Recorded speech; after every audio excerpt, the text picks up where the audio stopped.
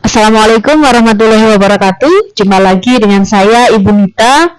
Pada pertemuan kali ini kita akan membahas tema 7, subtema 2, yaitu peristiwa dalam kehidupan. Subtema 2, peristiwa kebangsaan seputar proklamasi kemerdekaan, dan materi teks narasi sejarah pada muatan bahasa Indonesia. Sebelum pelajaran kita mulai, mari kita baca basmalah bersama-sama. Bismillahirrahmanirrahim. Untuk selanjutnya, Ibu akan menjelaskan hal-hal yang akan kita pelajari, yaitu tentang tujuan pembelajaran, materi, dan kesimpulan.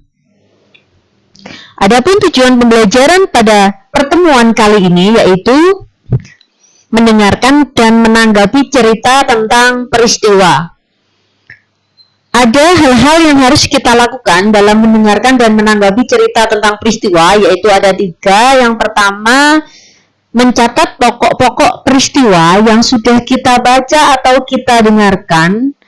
Yang kedua, mengajukan pertanyaan sesuai dengan pokok-pokok peristiwa. Yang terakhir, menanggapi peristiwa yang terjadi. Nah, untuk melakukan identifikasi pokok-pokok peristiwa, mari kita dengarkan cerita tentang seputar kemerdekaan Indonesia yang akan Ibu bacakan berikut. Saya harap anak-anak dapat menyimak dengan baik. Kita mulai ya. Peristiwa seputar kemerdekaan Indonesia. Peristiwa dimulai pada tanggal 14 Agustus 1945, yaitu Jepang menyerah tanpa syarat kepada sekutu. Hal tersebut dikarenakan Jepang telah mendapat serangan bom atom dari Amerika Serikat. Kedua kota yang terdampak bom atom yaitu kota Hiroshima dan Nagasaki. Bom atom pertama dijatuhkan di kota Hiroshima pada tanggal 6 Agustus 1945. Bom kedua dijatuhkan di kota Nagasaki pada tanggal 9 Agustus 1945. Mengetahui berita kekalahan Jepang, Sultan Syahrir mendesak Soekarno dan Hatta untuk memproklamasikan kemerdekaan Indonesia pada saat pertemuan mereka di Dalat. Sultan Syahrir mengusulkan agar proklamasi kemerdekaan Indonesia dilakukan oleh Bung Karno saja sebagai pemimpin rakyat atas nama rakyat Indonesia melalui siaran radio. Akan tetapi perdebatan terjadi karena Bung Karno mengatakan bahwa proklamasi kemerdekaan adalah hak dan tugas PPKI. Setelah mengetahui pendirian golongan tua, golongan muda mengadakan rapat lagi menjelang pukul 12 malam. Mereka melakukan rapat di asrama Baperdi Cikini 71 Jakarta.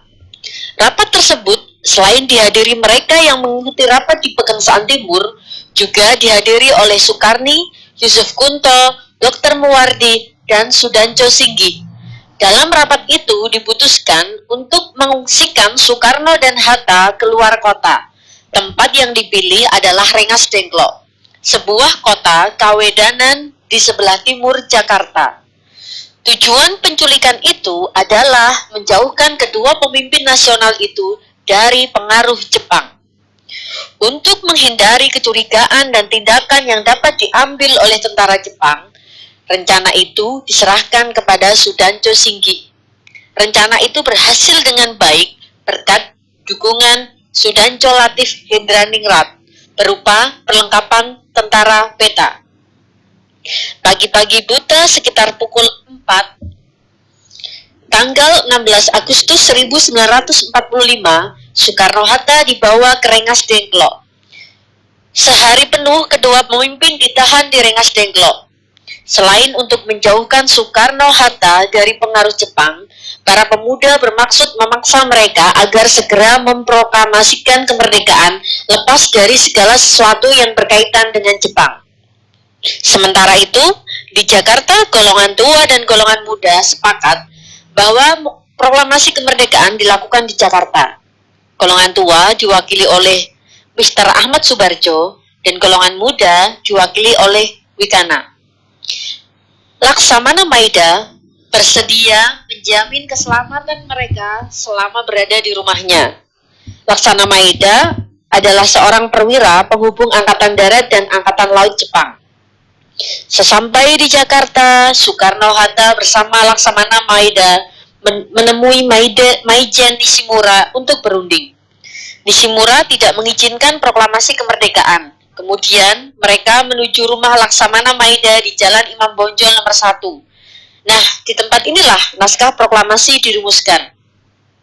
Para pemuda Indonesia yang hadir berkumpul dalam 2 ruangan, yaitu ruangan makan dan di serambi depan.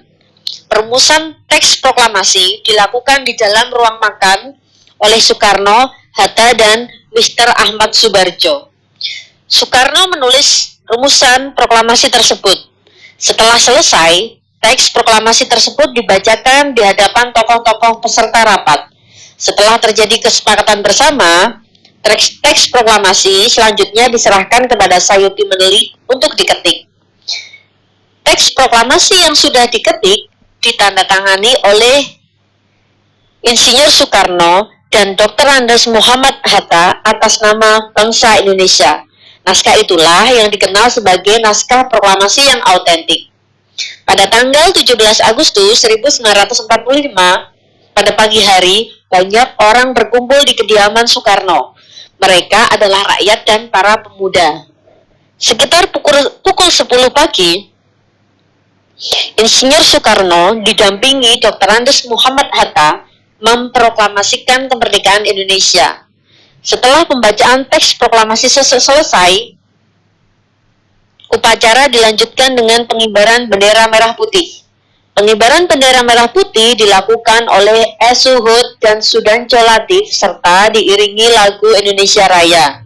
Bendera merah putih dijahit oleh Ibu Fatmawati Soekarno. Pada saat sangsaka merah putih dikibarkan tanpa ada yang memberi aba-aba, para hadirin menyanyikan lagu Indonesia Raya. Setelah pengibaran bendera merah putih, Wali Kota Suwiryo dan Dr. Mawardi memberikan sambutan. Peristiwa yang sangat penting bagi bangsa Indonesia ini berlangsung sekitar 1 jam. Meski sangat sederhana, namun upacara itu dilakukan dengan penuh kehikmatan. Peristiwa itu membawa perubahan yang luar biasa dalam kehidupan bangsa Indonesia. Bangsa Indonesia menjadi bangsa yang merdeka, bangsa yang baru, bangsa yang telah lahir.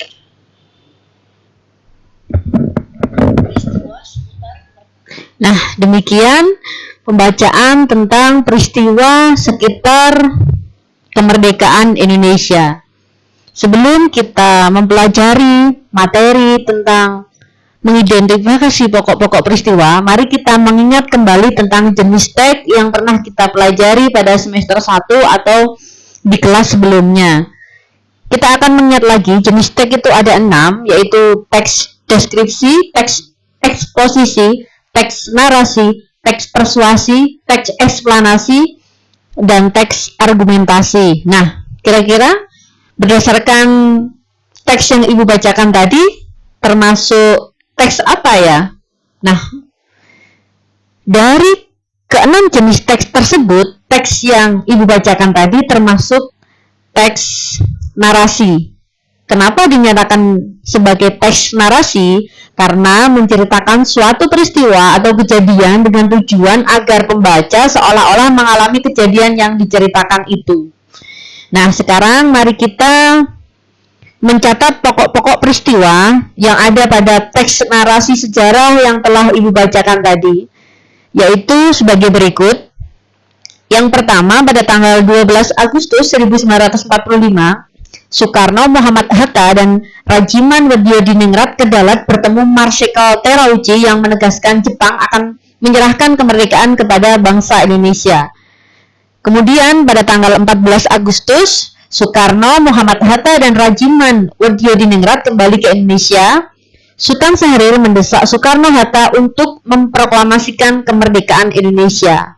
Pada tanggal 15 Agustus 1945, Jepang menyerah tanpa syarat kepada sekutu dan terjadi kekosongan kekuasaan di Indonesia. masih tanggal 15 Agustus, golongan muda mendesak Soekarno segera memproklamasikan kemerdekaan paling lambat tanggal 16 Agustus 1945. Soekarno menolak karena ingin meminta pendapat dari para anggota PPKI. Kemudian hal penting selanjutnya yaitu pada tanggal 16 Agustus terjadi 3 peristiwa. Yang pertama, pada dini hari Soekarno dan Muhammad Hatta diculik oleh golongan muda ke Rengas Dengklok Karawang dan dipaksa segera memproklamasikan kemerdekaan Indonesia melalui radio. Kemudian pada malam hari Soekarno dan Hatta kembali ke Jakarta di rumah Laksamana Tadasimaeda. Para tokoh nasional berkumpul untuk berunding tentang persiapan proklamasi kemerdekaan Indonesia. Yang ketiga, pada malam hingga dini hari hingga pagi, Soekarno dan Muhammad Hatta bersama golongan muda dan golongan tua membahas perumusan naskah proklamasi kemerdekaan Indonesia. Kemudian pada tanggal 17 Agustus pada pukul 10 pagi, Soekarno dan Hatta membacakan teks naskah proklamasi kemerdekaan Indonesia di Jalan Pegangsaan Timur nomor 56. Kemudian pada tanggal 18 Agustus 1945, PPKI mengesahkan Undang-Undang Dasar 1945 sebagai dasar negara. Nah, hal-hal tersebut yang menjadi pokok-pokok peristiwa berdasarkan teks narasi sejarah yang berjudul Peristiwa Seputar Kemerdekaan Indonesia. Kemudian kita akan mengajukan pertanyaan sesuai dengan pokok-pokok peristiwa. Berdasarkan peristiwa, kita dapat mengajukan pertanyaan. Berdasarkan isi peristiwa yang belum kita ketahui, kita dapat bertanya menggunakan kata tanya apa, di mana, mengapa, kapan, atau bagaimana. Nah, unsur-unsur kata tanya tersebut disebut dengan unsur 5W dan 1H. Unsur 5W dan 1H itu adalah sebagai berikut. Kata tanya what atau apa, berkaitan dengan apa yang dibicarakan. Yang kedua, kata tanya who atau siapa, berkaitan dengan orang yang ada dalam pembicaraan. Yang ketiga, kata tanya when atau kapan, berkaitan dengan waktu. Kemudian kata tanya where atau di mana, berkaitan dengan tempat. Selanjutnya kata tanya why atau mengapa, berkaitan dengan alasan yang perlu dijelaskan. Yang terakhir, kata tanya how atau bagaimana, berkaitan dengan uraian peristiwa atau situasi atau kondisi. Nah, kita akan mencoba membuat satu kata tanya berdasarkan unsur-unsur kata tanya 5W dan 1H berdasarkan teks narasi sejarah tentang peristiwa seputar kemerdekaan Indonesia. Nah, Ibu akan memilih satu kata tanya yaitu when atau kapan, yaitu kata tanya yang digunakan berkaitan dengan waktu. Nah, pertanyaannya yaitu kapan peristiwa Rengas Dengklok terjadi, dan jawabannya pada tanggal 16 Agustus 1945. Nah, anak-anak dapat berlatih juga menggunakan kata tanya dan membuat kalimat tanya berdasarkan teks yang sudah Ibu bacakan tadi di rumah masing-masing, dan bisa dibantu dengan orang tua. Kemudian setelah kita melalui dua tahapan yang sudah dijelaskan tadi, kita akan menanggapi peristiwa yang terjadi. Nah, menanggapi peristiwa yang terjadi dapat dilakukan dengan memberikan tanggapan. Tanggapan tersebut bisa berupa pertanyaan, ucapan simpati, atau menyangkal yang diceritakan, atau sesuatu yang menghibur. Nah, kita akan memberikan tanggapan berdasarkan teks narasi sejarah tadi. Tanggapannya adalah sebagai berikut. Untuk memproklamasikan kemerdekaan negara bukanlah hal yang mudah. Namun akhirnya terjadi juga kesepakatan proklamasi kemerdekaan akan dilakukan pada tanggal 17 Agustus 1945 di Jakarta. Maka perjuangan dalam memproklamasikan kemerdekaan Indonesia perlu diraih dengan kerja keras, rela berkorban, bersatu, dan pantang menyerah, serta hal-hal baik lain untuk mencapai tujuan. Kesimpulannya yaitu, dalam mengidentifikasi teks narasi sejarah, ada hal yang perlu kita lakukan, yaitu yang pertama mencatat pokok-pokok peristiwa, yang kedua mengajukan pertanyaan sesuai dengan pokok-pokok peristiwa, yang ketiga menanggapi peristiwa yang terjadi. Mencatat pokok-pokok peristiwa dapat dilakukan